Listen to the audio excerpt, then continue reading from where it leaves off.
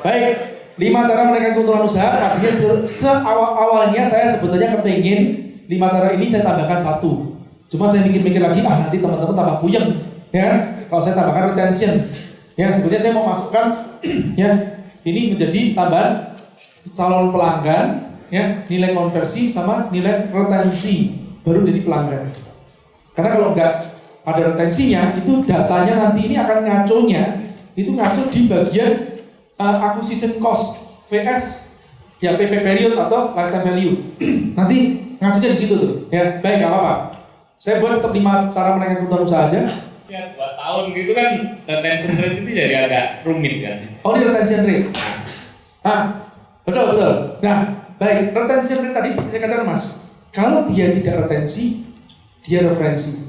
Saya lanjut ya, ini saya nggak mau bahas lagi karena ini sudah ada. Saya langsung lompat aja ke yang sini nih. Ini mau saya tambahin supaya nanti malam hari ini PR-nya ya paripurna ya. Ini baru berbicara masalah bukan aksesoris, reprofile, terus 5 ways. Bagaimana Anda menggabungkan materi ini sehingga nanti untuk menyelesaikan studi kasus yang diberikan malam hari ini. Baik ya. Nah ini ada sebenarnya customer acquisition cost. Ini harus ada catat ya. Oke, catat ya silakan. Nah definisinya di bawah itu kan, biaya yang dikeluarkan untuk mendapatkan 1 orang pelanggan baru. Oke, berapa? Tapi sebetulnya yang saya katakan tadi kan ini bukan pelanggan, bayar lah. Ya, saya kurang suka nih dengan kata-kata pelanggan karena belum bisa bilang pelanggan banget gitu ya. Baik ya, biaya iklan dibagi dengan jumlah pelanggan baru. Contohnya, oke, kita coret ya. Misalkan ya, tadi CAC ini sebetulnya CAC Customer Acquisition Cost. Ini kalau saya Indonesia kan agak susah, ya. Atau tidak biaya akuisisi itu aja. Ya, biaya akuisisi ya.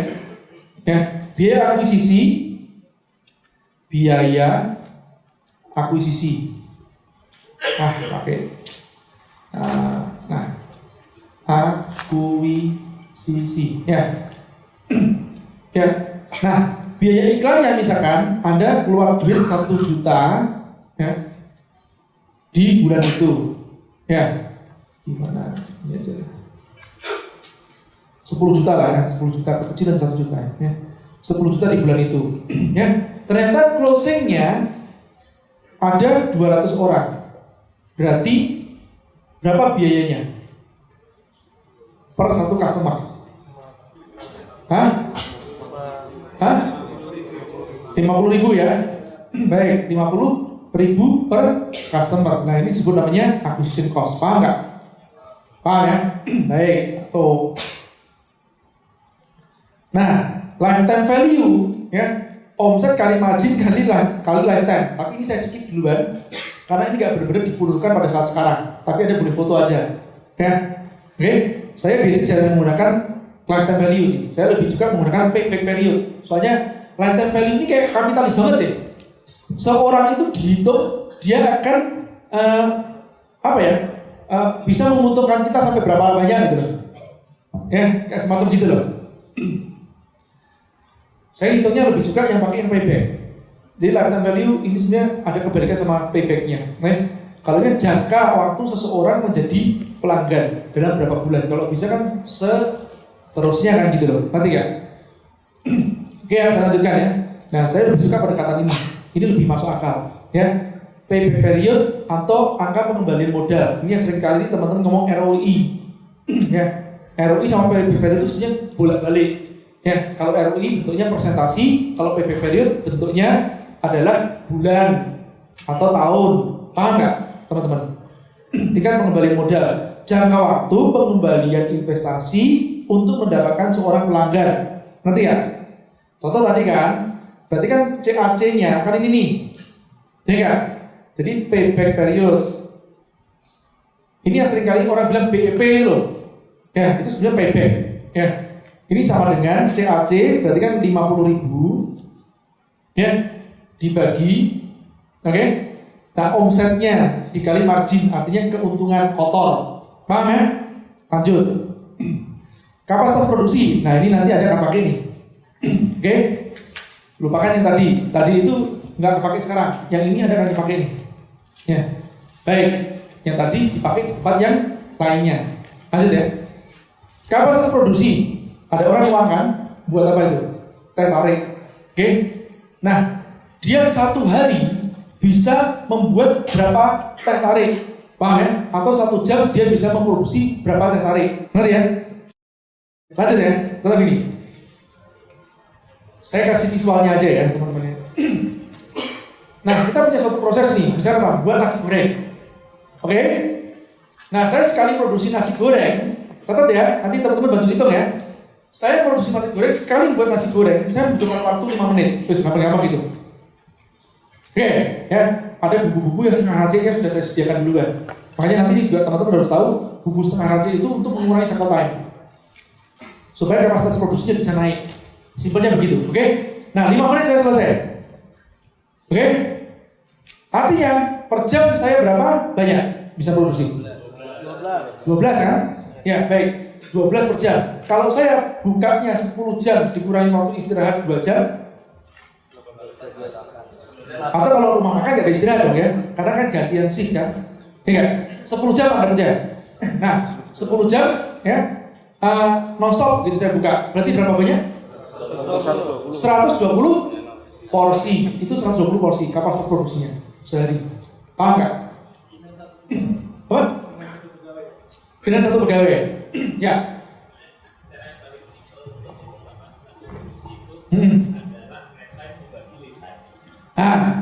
Baik. Net time dibagi lead time. Nah, itu udah gampang. Ya, net time tadi itu yaitu dikurangi.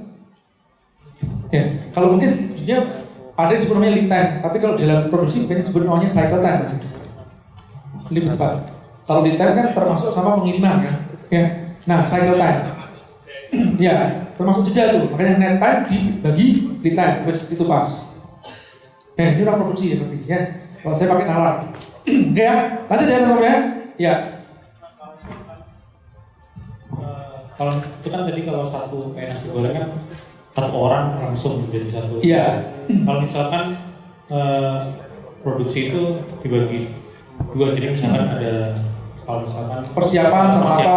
Kalau ya. Coklat itu ya lelehin coklat dulu. Ya. Nah, baru dari ini bahan baku itu kan butuh misalkan 2 orang. Ya. Nah, terus itu diproses lagi ya. 3 orang. Ya. Nah, itu ujung ke sini. Berarti cycle time.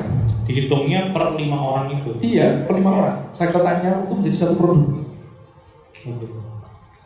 Paham ya? Nanti kalau sudah terlalu detail banget nanti sama Mas Arif ya. Karena nanti akan bicara gini nih. Nanti ada bicara masalah bottleneck dan segalanya kan yang tidak balancing ya. Ada bed size-nya. Bed size. Ada bed size itu satu produk misalnya dikerjakan berapa orang. Ya. Ini masuk bed size. Kan ada 2, ada continuous, ada bed size. Ya. Oleh cara hitungnya sama. Sama tetap cycle time itu ya ujung pokoknya sampai produk jadi. Dari awal sampai produk jadi. Intinya di situ aja. Tinggal nanti kita menghitung lagi per masing-masing cycle time sehingga kok ini kok barangnya numpuk di sini. Itu nanti bicara masalah lean manufacturing ya sama Mas Arif atau soft cycle manufacturing. Oke? Nah, sekarang biar nggak terlalu puyeng dengan banyak istilah ya. Gitu kan? Ya. Jadi waktu kerja atau jam buka aja kita ngomong ya. Jam buka aja ngomongnya dibagi dengan waktu durasi produksi per 1 porsinya. Paham ya? Oke, selesai ya? Udah, sepakat? Sepakat. Rehatnya saya hapus aja ya. Net time aja gitu ya. Anggap aja kalau 10 jam buka ya 10 jam karena dia ada 2 shift mungkin ya. Lanjut ya. Kapasitas kursi. Kalau itu rumah makan ya, ada namanya kapasitas kursi kan? Ya. Kenapa? Tadi kapasitas porsinya kan. Sekarang kapasitas kursinya nih. Ya. Di dalam rumah makan tersebut kursinya berapa banyak? Kadang-kadang kita mentargetkan seseorang, wah ini kurang rame nih, ya, atau gimana ya istilahnya, terlalu sepi kan, ya. Nah ini jadi pertanyaannya jadi beberapa macam gitu kan, sepi itu berapa persen, ya.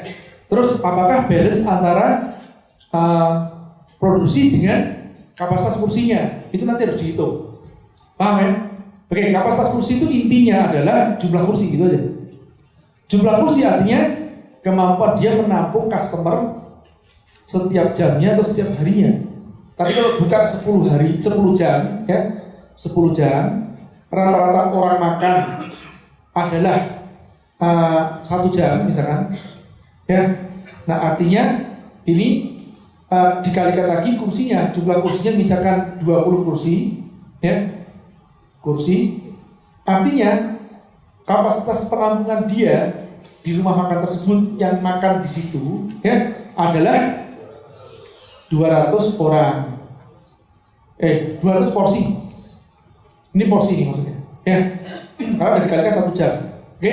Artinya tadi kalau 120 porsi misalkan 120 porsi, ya. Ini 120 ini porsi apa namanya? Kapasitas produksi, ya. Nah, ini berarti artinya kan ini lebih kecil nih. Benar? Dampaknya apa? Dia nggak bisa mengcover kan, ya. Jadi ini harus menambah karyawan kan, ya nggak? Nanti mesti gini, kursinya mesti akan ada yang kosong. Kalau kursinya dipenuhi pun semua, orang akan nungguin. Paham nggak? Ngerti ya maksudnya? Karena kapasitas produksinya itu nggak nyampe gitu. Paham ya? Kalau ini sebaliknya, dibalik ini yang lebih gede, ya. Misalkan ini 500, ya. Ini cuma 200. Apa yang dilakukan? Ya. Kalau nambah kursi nggak bisa, kalau tempatnya sudah pas gitu. Take away, betul ya? Paham ya? Ya. Jadi kan kalau orang yang mungkin langsung pendek bilang gini, pecat aja karyawannya kan begitu. Ya, jangan sampai 200 kan buat aja, jangan sampai 500 dibuat 200 saja kan begitu. Paham ya maksudnya? Oke ya, lanjut ya. Baik. Nah, makanya tadi ada satu lagi yang disebut namanya tingkat okupansi. Saya ngomong yang paling gampang gini aja bahasanya, ya, supaya bahasa umum aja. Okupansi itu kayak gini loh. Hotel itu, ya, ada 100 kamar. Dia dihuni 70%. Berarti berapa kamar? 70 kamar kan? Ya. Atau kalau dihuni 70 kamar, artinya 70% okupansi. Paham? Benar ya? Baik. Kalau sudah paham, ya. Nah, saya lanjutkan slide-nya. Boleh? Oke. Sorry. Enggak. Ini CD juga kaget juga pas saya. Apa nih slide-nya ini? Ya. Nah, saya mau bicara masalah opportunity cost, ya. Opportunity cost nanti VS Kamu aja. Ayo cari opportunity cost adalah apa? Itu tadi kan harga dari sebuah peluang yang hilang karena kita melewatkannya. Tapi jangan Anda lihat ini terus melewatkan si kita karena kita barusan nikah. Bukan begitu, enggak. Gini loh. Sering kita tuh mau iklan atau mau endorse, ya. Ya, jadi kayak saya pakai kita gara-gara saya kemarin tanya sama beda endorser kita jadinya mau ke siapa aja, kok nggak terkenal. Udah daripada kita kasih foto yang terkenal, kasih foto yang terkenal. Toh ini juga dulu pernah saya mereferensikan kepada Diana untuk diambil. Ya, singkatnya begini loh, saya bilang, itu si kita, ya, endorser. Kamu tahu nggak kita sapu? Iya, Kak. Itu dia endorse murah loh, cuma 300 ribuan aja atau 500 ribu zaman dulu ya.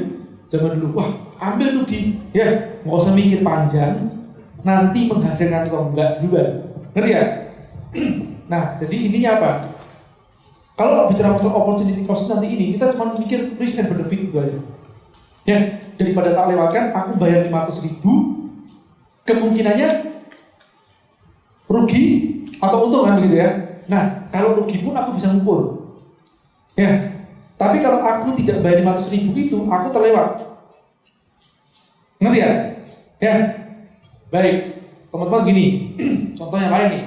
Anda mau iklan di Facebook nih, ya, saya mesti ngitung apa? Acquisition cost, betul kan? Nah, saya biasanya ngasih budget sama tim saya, acquisition cost per satu orang 50 ribu. Udah, paling 50 ribu itu, ya, ketutup sama pendaftaran pertama, atau maksimum 100 ribu, tertutup oleh pendaftaran pertama kali. Udah, selesai. Ya, aku suka 100 ribu. Ya, lifetime-nya saya anggap maksimum 1 bulan. Itu bisa kan, tetap ketutup. Ya, lifetime value-nya 1 bulan tetap ketutup. Baik. Nah, saya iklan 100 ribu, ya, itu saya kok takut. Kenapa? Ya nanti kalau closing, kalau nggak closing bagaimana? Buat saya lebih baik nyoba iklan, ya, ngeluarin duit 5 juta, 10 juta, daripada saya nggak ngerti hasilnya seperti apa. Paham nggak? Nah, itu adalah opportunity cost yang saya bayar. Saya bayar 10 juta opportunity cost ini, ya, dengan risiko dan benefit yang akan terjadi. Paham ya? Ngerti ya? Risikonya, belum? Paham? Paham ya? Baik, paham ya sudah. Ya, jadi intinya seperti itu aja. Ya. Iya, siap untuk hilang. Ya contoh gini loh, ada mau deketin cewek nih di sini nih, ya mau ada lamar nih, selamat ya FM. Ada risiko loh, enggak? Tapi daripada Anda tidak, misalnya gini, dia suka bunga, saya beli bunga, tapi bunga pas lagi mahal nih, 50.000. Udahlah, 50.000 VS opportunity cost-nya, gitu loh ya. VS opportunity-nya, ya. Kok cuma 50.000 doang aja kok, nggak apa-apa deh, aku ambil deh 50.000. Gambling gitu kan ya. Nggak dapat, ya sudah 50.000 hilang. Daripada aku menghilangkan opportunity cost yang sesungguhnya.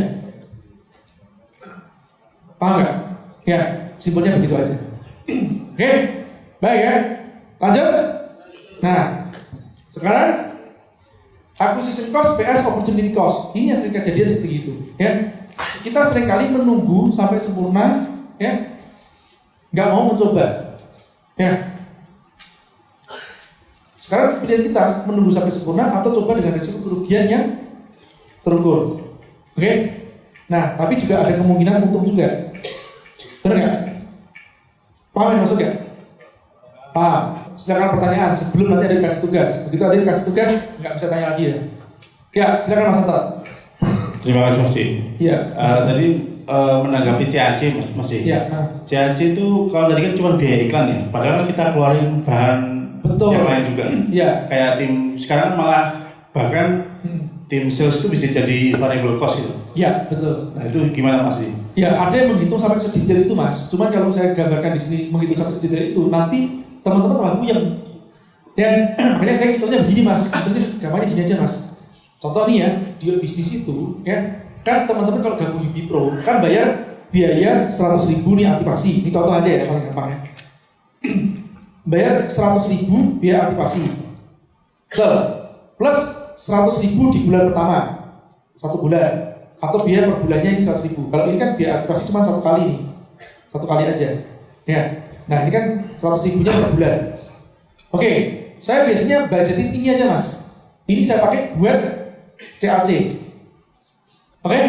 Nah yang ini saya pakai apa? Operational cost. Paham nggak? Saya pakainya gitu aja simpelnya. Ya. Kalau untuk misalnya software hosting segala macam ada landing page segala macam Pak, Mas. Ya. Itu kan cost juga. Ya. Dimasukin ke CAC apa enggak? Oh kalau itu Mas masuk harusnya. Soalnya apa? Itu Mas sudah masuk ke tempat apa namanya? Kalau ada iklan kayak gitu, itu mau lebih detail lagi. Jadi saya mau kasih tugas sama teman-teman supaya nanti teman-teman nanti ini di luar tugas itu pun juga ya tetap bisa pakai dasar pemikirannya duluan ya. Nah nanti kalau yang seperti itu Mas tanya ada tuh si Guan mana Guan? Guan ada di mana? Ya itu tanya sama Guan juga boleh. Iya, satu lagi Mas. Ya. Kalau kita tumbuh secara organik ya, saya dulu pernah main IG secara organik itu terus nggak ada biaya iklan. Jadi gitu CAC gimana? Saya bilang iklan itu masih organik tuh Mas. Yang nggak organik itu kalau manipulatif. Jadi misalnya untuk develop konten, karena ada kita kadang-kadang outsource ke freelance, bikin video segala macam, yang nanti konten itu akan diukur dia mendatangkan berapa customer. Itu masuk biaya CAC juga berarti. Ya masuk, masuk itu. Ya, biaya CAC. Jadi kalau teman-teman jadi organik yang dimaksud gini loh, pupuk itu tetap digunakan. Ngiklan adalah pupuk. Tapi ada yang organik iklannya, ada yang non organik. Yang saya sebut non organik maksudnya itu adalah iklan yang akan merusak ekosistem. Nanti ya, yang saya maksud seperti itu. Contoh gini loh, merusak ekosistem gambarnya gini loh. Saya nanam, biasanya panennya 2 bulan. Biar panennya lebih cepat daripada 2 bulan, saya kasih pupuk, ya non organik. Karena kalau pakai pupuk organik biasa cuma 2 bulan, tapi tetap pakai pupuk. Ya, nah kalau nggak saya kasih pupuk yang non organik tadi ini hasilnya 2 bulan. Untuk mempercepat saya buat 1,5 bulan, kan begitu loh. Ya, tapi risikonya ada di dalamnya itu tanahnya akan strukturnya akan rusak. Sehingga besok pas saya nanam lagi kedua kalinya, pupuk saya dosisnya harus gede. Paham nggak? Ya, kenapa? Ya karena struktur tanahnya udah rusak dan lebih gede lagi. Ya, dan itu akan merusak ekosistem sekitar kita. Tanah akan semakin rakus, kira-kira begitu. Ya, nanti yang masalah pupuk itu benar, tanya sama Mas Jamil, soalnya orang IPB, Institut Perbankan beneran. Bicara bobor. Paham ya teman-teman ya? Ya. Nah, jadi tetap itu organik, cuma organik anorganik itu kontennya sih dia bilang. Ya, how to-nya sama kontennya. Ya. Baik ya. Cukup? Ya, ada pertanyaan lain? Ya. Assalamualaikum warahmatullahi wabarakatuh. Saya Eko masih dari Jember. Iya, Mas mau nerapin 5Ws ini kalau di bisnis yang kita nggak langsung bersentuhan dengan end user, Mas. Misal reseller atau mungkin titip di retail. Barangnya cara mengukur lead-nya. Cara mengukur lead-nya itu seperti apa? Kan kalau misalnya kita buka kedai itu kan tahu ini pelanggan baru kan. Produknya contohnya apa Mas? Konkretnya? Kalau saya teh itu. Teh. Ya. Itu kan misalnya titip itu oleh-oleh. Kita kan teh saya belum cair atau teh yang apa itu mesti yang apa? Seduh. Iya, seduh. Ya, misalnya kita taruh di toko oleh-oleh misal. Terus mungkin ada reseller juga. Lah, cara ngitung kita apa efisiensi CAC-nya itu kan kita kan iklan. Kalau beli kita langsung kan kita tahu ini pelanggan baru atau hanya kita ada. Kalau pas dijualkan orang distributor atau reseller itu apa? Iya, ini yang sering saya bilang sih. Ini sebenarnya nanti masuk ke apa ya, saya lupa materinya mana. Intinya begini. Pas kita nunjuk seseorang jadi reseller, dia berarti D dan sama dengan P. Dia bukan cuma D tok. Seringkali kalau ketemu reseller sama gini, Pak, kapan kita diiklanin? Iya kan? Lo tuh reseller tahu bukan distributor. Kalau lo distributor buat naruh barang sama lo, konvensional distributor, ya. Ini distribusi, ini promosi terpisah. Ngerti ya? Cost distribution, cost promotion. Nah, kamu reseller, kamu distribusi sekaligus promosi, sekaligus cuap-cuap. Jangan nunggu jatah preman. Itu seringkali saya ngomong gitu. Paham nggak? Nah, makanya sekarang dia apa? Dia distributor. Tak tuntut kamu distribusikan sampai merata. Karena kerja mendistribusikan dengan merata. Makanya dia saya bilang kan, distributor area, treatmentnya seperti itu. Kalau reseller, treatmentnya tidak ada jatah preman. Kamu yang harus cuap-cuap. Makanya lucu banget kalau kita iklankan ke reseller kita. Paham ya sama-sama? Ya. Nah nanti di revolusi saluran distribusi itu yang saya bilang. Paham ya maksudnya? Balik lagi. Nah kalau Mas Eko sekarang ya sudah ditaruh ujian ini sudah sampai belum? Tadi Mas Eko kemungkinan besar belum nyampe ujian ini. Makanya balik ke tempat BLL lagi. Kesalahan tadi itu loh. Belum uji ngangenin kok sudah pakai reseller. Teman-teman paham ya? Yang saya maksudnya, paham ya? Jadi belum uji ngangenin kok sudah pakai reseller. Jadi kita nggak bisa mengukur angka repeat order yang sesungguhnya bagaimana. Nanti mas ya? Ya nanti repeat ordernya kayaknya repeat ordernya si reseller. Paham gak mas? Pasti kok. Mau tanya lagi kalau belum paham apa? Intinya kalau berarti kalau sistem suri itu kan berarti CAC-nya nggak, maksudnya biaya itu berarti di misalnya di margin reseller berarti ya, ikut di situ. Oke, kita nggak bisa iklan kan, kita nggak bisa iklan. Mas iklan via Facebook, iklan di mana? Landingnya ya ke Instagram. Landingnya ke Instagramnya Mas. Iya. Nanti ordernya langsung bisa tepat Mas. Ke reseller juga kita arahkan ke toko. Oh, nggak bisa ngecek itu. Itu nggak bisa ngecek. Tadi ya, itu promotion itu makanya karena dipisahkan kan, jadi nggak bisa dicek directnya. Nah itu sudah ngomong post promotion selesai itu. Ya, betul ya Pak Masta di belakang, Rico. Ya, ini dia kan promosinya itu loh. Ya, itu nggak bisa diukur kan karena kalau ini ke reseller kan, ya nggak. Nanti resellernya berarti sebentar, si orang ini berarti nanti ordernya langsung reseller tersebut, yang terdekat atau gimana? Ke toko mas, misalnya ke toko, kan kita ke retail, misalnya kayak ke toko oleh-oleh seperti itu. Iya. Jadi barang kita bisa didapat di sana gitu. Oh ya. Seperti itu.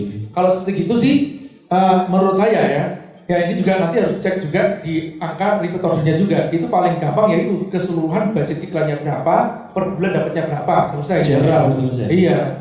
Nah cuman di situ kan susah untuk nanti ngecek masalah dia itu new customer atau ya itu maksudnya itu konsumennya new customer. Iya. Terus satu orang belinya berapa? Iya kan? Iya. Paham ya? Karena acquisition cost itu kan bisa dihitung kan biaya memasukkan satu orang dalam database kita kan. Iya. Ya. Baik. Oke ya.